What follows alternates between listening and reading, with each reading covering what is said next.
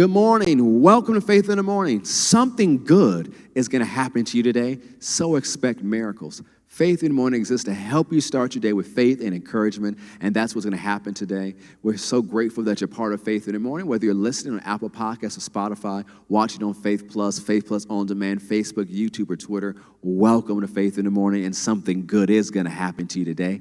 Go with me to James chapter 5. James chapter 5, we're going to start with verse 16. I'm going to read it to you in two different translations. The latter part of the verse in the New Living Translation says, "The earnest prayer of a righteous person has great power and produces wonderful results." The Amplified Classic Edition says it this way: "The earnest, heartfelt, continued prayer of a righteous man makes tremendous power available, dynamic in its working." As you've heard us share throughout the month on Wednesdays and on Sundays, we talk about prayer, the field for the supernatural life, the superhuman life. You've heard us share, and you hear us share again, that a life of prayer, a life of, as it says here, earnest, heartfelt, continued prayer, produces wonderful results and causes supernatural power to be made available. We want to move you from having miraculous moments to having a miraculous life, from having supernatural experiences to having a supernatural life. And that comes through prayer. Yes, you have your prayer time in the morning. Yes, you have your time in the Word in the morning. You spend time praying and interceding and offering up the different types of prayer the Scripture tells us to. But also throughout the day, turn to Him. Look to Him for instructions. Remember, it tells us in Philippians chapter 4 that in everything, let's just go there, because notice the key is in everything, not just in your prayer closet in the morning. Go to Philippians chapter 4. We're going to look at it real quick. Philippians chapter 4.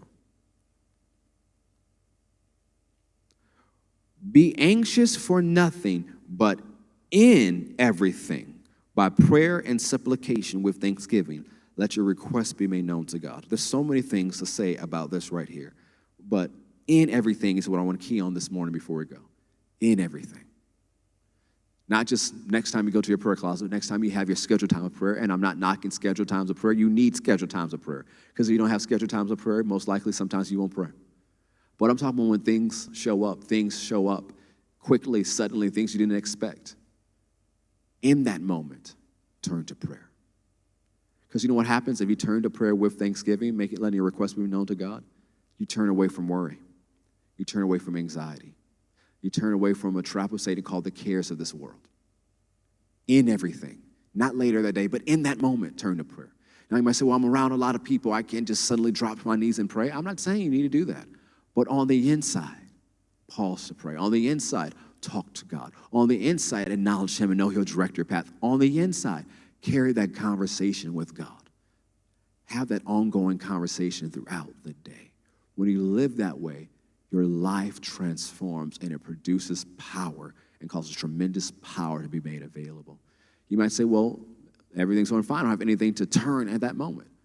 Well, instead of always praying about when you need something, have a prayer of thanksgiving. You see something that's great. You see something in nature. Man, that's beautiful. Say, Father, you did a good job making that.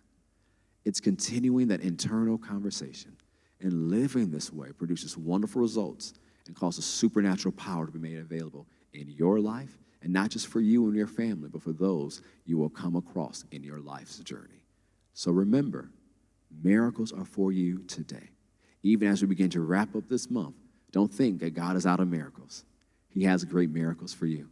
And if you had a miracle testimony that you haven't shared with us already, I encourage you to go to our website at fccga.com and submit your miracle testimony. We'd love to hear about it and rejoice with you over the miracles that have happened. But God has more for you. So keep being a person of prayer. I believe in miracles because I believe in God. And something good is going to happen to you today. So expect miracles. God bless.